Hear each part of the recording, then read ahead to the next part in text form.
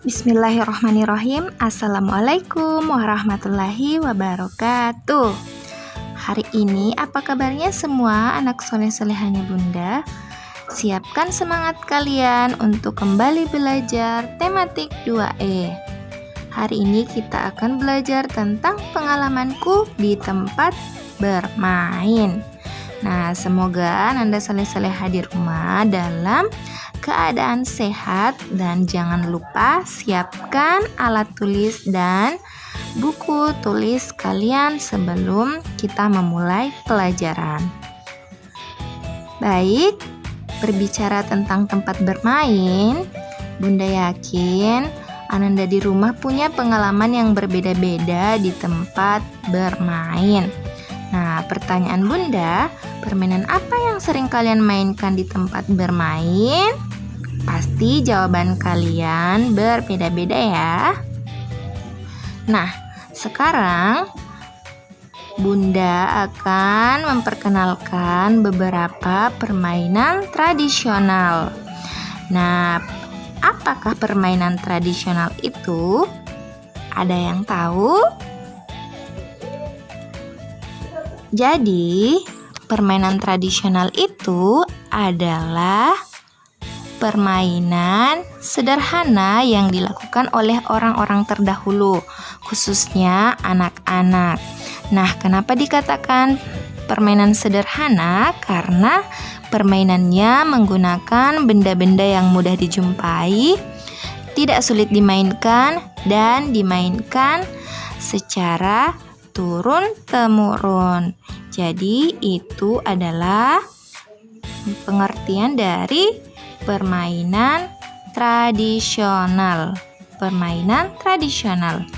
Nah, sekarang mari kita mengenal beberapa permainan tradisional yang ada di daerah kita. Baik, yang pertama, permainan tradisional yang sering kita lihat adalah permainan engklek.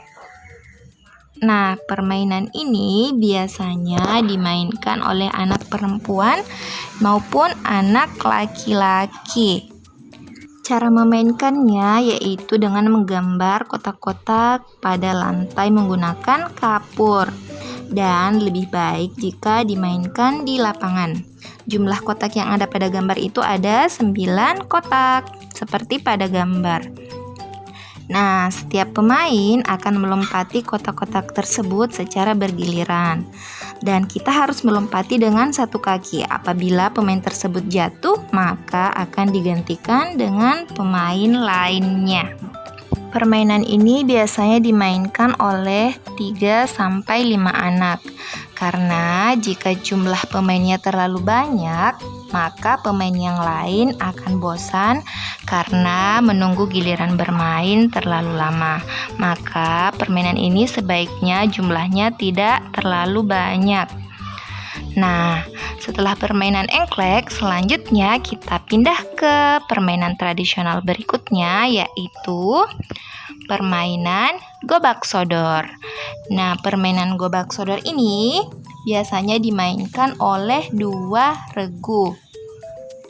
Ada regu yang bertugas untuk menjaga kotak, dan regu lainnya disebut sebagai penyerang. Biasanya satu regu itu terdiri dari 3-4 orang. Nah, tugas dari penyerang ini adalah harus melewati kotak-kotak tersebut tanpa disentuh oleh si penjaga kotak. Nah, apabila penyerang bersentuhan dengan penjaga kotak, maka kelompok tersebut harus bergantian menjadi penjaga. Setelah gobak sodor, kita akan mengenal permainan tradisional lainnya. Permainan tradisional selanjutnya adalah permainan lompat tali. Nah, permainan ini biasanya dilakukan oleh anak perempuan, tapi anak lelaki juga bisa bermain. Jumlah pelompat tali ini harus minimal 3 orang. 2 orang pemainnya membentangkan tali, sementara pemain yang lain harus melewati tali dengan melompat. Aturan permainan dalam permainan lompat tali ini yaitu pemegang tali harus mengatur tinggi tali setinggi lutut. Setelah pemain berhasil melewatinya, maka tinggi tali akan dinaikkan menjadi seperut sampai sedada hingga di atas kepala. Namun apabila pelompat tali gagal melewati tali tersebut, maka dia harus bergantian untuk memegang tali dengan pemain yang lainnya.